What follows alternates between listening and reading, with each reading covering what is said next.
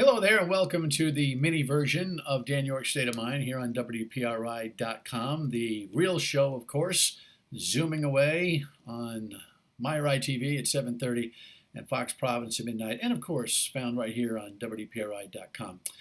The big announcement today was school will reopen.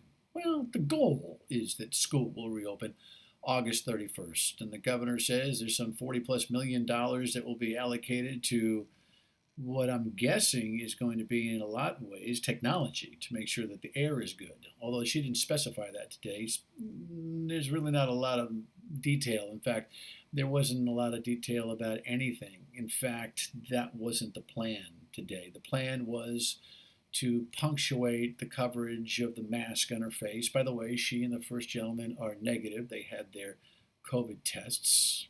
Thank goodness for that. The specific details on things like, I know, crazy thought here, testing. Yeah. What are we going to do to test those kids who in March were potential lethal weapons to their teachers and their grandparents when they went home, transmitting the virus to each other?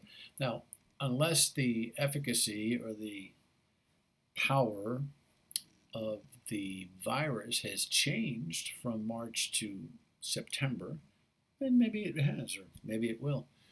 It seems to me that's the same threat, right? Look, I want the schools to reopen as much as anybody. I want the colleges to reopen as much as anybody. I want Gillette Stadium to be full as much, well, maybe not Gillette, I'm a Giant fan. But we have to have testing.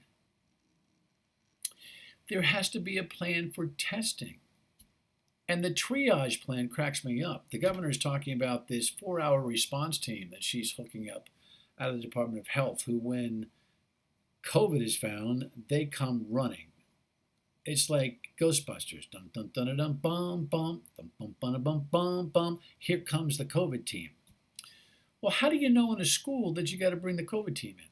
How do you even know that there's a positive test?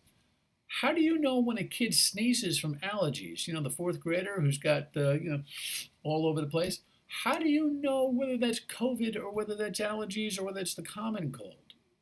How does the teacher who's in front of that student know that? Now, I'm sure the teachers would like to get back to schools because they're fed up and haven't been well trained on distance learning, but most of them are doing the very best that they can. If there was ever a moment for the teacher unions to actually get involved here, it's to ask some of those questions. None of those questions have been answered. None of those questions will be answered for weeks and weeks down the line.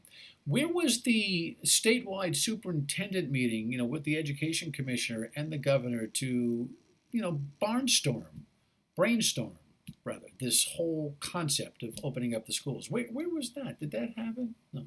She set a date. She announced a goal of a plan, which of course could be pulled back. But guess what will never get pulled back? Guess what never gets pulled back when announcements like this happen? The headlines. First in the nation to establish school calendar. First in the nation to do this. First in the nation to do that.